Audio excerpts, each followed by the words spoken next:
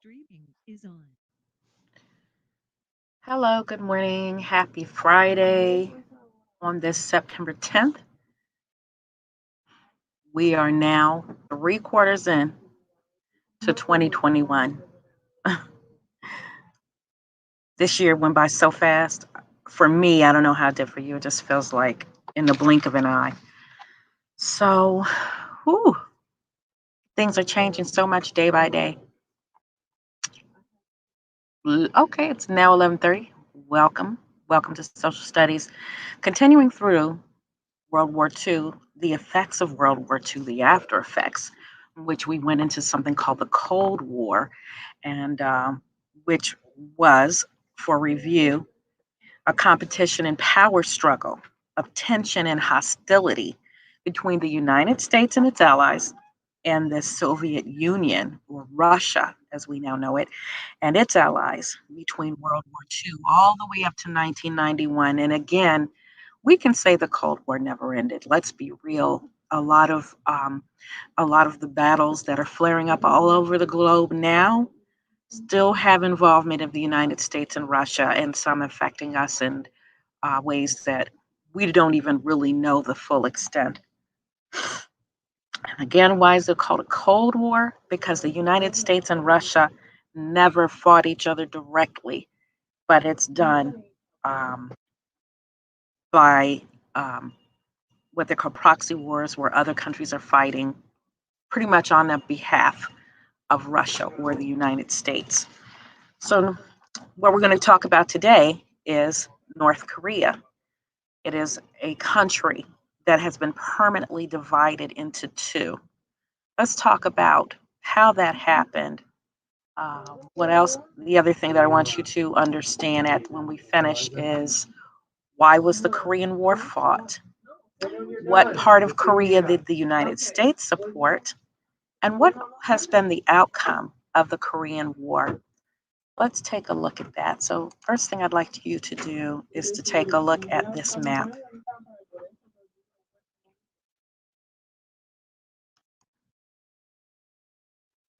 Get you there.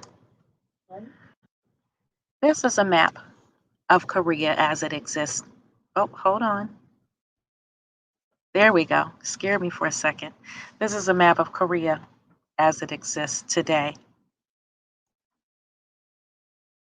Notice that it is divided into two halves by what is referred to as the 38th parallel. We have North Korea, which borders China, which is really, it's not under the direction of China, but China is just kind of laying back right now and lets North Korea be North Korea. The capital of North Korea is Pyongyang. Then we have the south of Korea. South Korea is a separate country, and the capital of South Korea is Seoul. South Korea is a United States ally, while North Korea is an ally of the Soviet Union. North Korea is ruled by a dictator who wants to take control of the whole country of Korea and the United States, and its allies battle to ensure the continued independence of South Korea. So, we're going to talk a little bit about that today. Let me go in here to this little Khan Academy. And let me tell you something about Khan Academy. They have lessons. Okay, when you get ready to load, they have lessons from kindergarten. I think I'm frozen. Okay, Khan Academy has lessons from preschool through graduate school, nursing programs, assistance with medical programs, computer programs. Khan Academy is something that you can join on your own and find lessons in absolutely anything. Um, it's a great resource. If some of you have school age children, you may find that they use Khan Academy. So it, again, is a really, really good resource, and it's free. Free, free, free, free, free. So let's talk about some background about the Korean War. In 1950, communist North Korea invaded South Korea, and the United States came to the aid of South Korea at the head of a United Nations force composed of more than a dozen or 12 countries. And remember, the United Nations was formed to help maintain democracy throughout the world.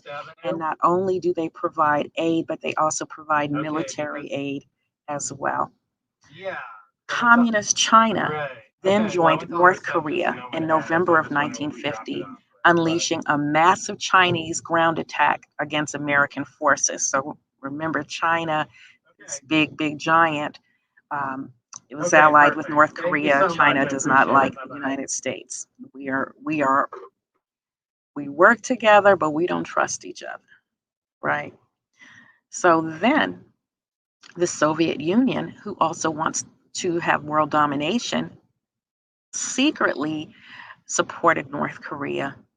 The war ended after 3 years with a border between North and South Korea, where it had been at the war's beginning. The war just stopped. Nobody won. And this was the first hot war, meaning that the United States actually had troops involved, and the United States showed its commitment to containment. This is a term to put up here. Containment is the idea that the United States would ultimately defeat communism by stopping its spread, by containing its spread, right? Containment. That word makes a lot of sense when we think about it that way. So when Korea was liberated, this is how the war began. At the end of the Second World War, it was taken, right, by the Chinese during World War II. The United States and the Soviet Union temporarily agreed to divide it at this parallel, again, with Russia saying, okay, this is our piece. We want some involvement. The United States saying, okay, cool, this is our piece. 38th parallel was where the first battle took place, so that is how they chose to divide the country. And then 5 years later, the communist leader of North Korea, Kim Il sung, just wanted to put Korea all back together as one, and he be the leader. And so in 1950, later that year, he launched a surprise attack on South Korea. The United States, meanwhile, thought that Russia was behind this, and President Harry Truman decided to go forward with the idea of containment to put them down. So we're saying we're not going to let communism spread anywhere in this world. And so within 2 days, the United States had the United Nations Security Council declare support for South Korea. And so then the United States led the United Nations coalition group of allies to fight and defend South Korea. But by August, North Korea had swept almost all of the South Korean country. We only had a little piece in the country's southeast. However, under the command of Douglas MacArthur, the United States decided to fight by coming through by the water and landing in territory held by North Korea on South Korea's coast. And then the United States drove the North Korea go back where you're supposed to be, behind this line, behind the 38th parallel. Remember that, the 38th parallel. And so then Truman decided to cross the 38th parallel into North Korea. But then communist China said, no, because you're too close. You're too close to us. So China sent in thousands and thousands of soldiers and beat the US and the UN forces back across the 38th parallel. You know where you belong. You stay behind that line. During this time, as in all wars, there are children who are refugees. Parents are killed. relatives are killed, family is lost, children are misplaced. This baby can't tell you who he or she belongs to. So this is a child refugee. Some of the collateral damage of war.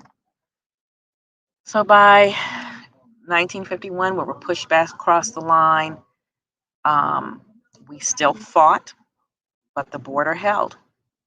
So then we decided to establish a status quo um, border that divided the country. And what this means is the war outcome, it resulted in the returning of the state of affairs before the war. So the 38th parallel held. And there is now, at this line, it is called the DMZ, and it is the demilitarized zone, and it is guarded heavily on both sides, separating North and South Korea. This was as a war that cost lives. About 36,000 Americans died, as well as thousands of soldiers and civilians from North Korea, South Korea, and the coalition forces. So, looking back, the United States said, we are going to fight communism wherever it is. We're going to stamp it down. We're going to contain it. We're not going to let it spread. The United States continued to show itself as a global leader in committing weapons and soldiers in the fight. The United States also confirmed its commitment based on a policy of mobilizing or gathering other countries to support its position all around the world. So, question for you to ponder. Was the United States wise to go into Korea? And if Truman had not contained communism in Korea, what may have happened, considering that we consider the spread of communism throughout the world to be a dangerous thing? It is not considered a democratic rule, a rule that benefits the people. So, should the United States forces have crossed into North Korea? And who won this war? Who is the winner of this war? Those are the questions. That's all I have. There are some terms that have been highlighted. There are some names that have been highlighted. Um, keep them in mind. You may see them again. So as we move through the Korean War, we'll go on to the next battle. This time with something. We'll be looking at the Vietnam War. So that's all we have for today. Everybody take care.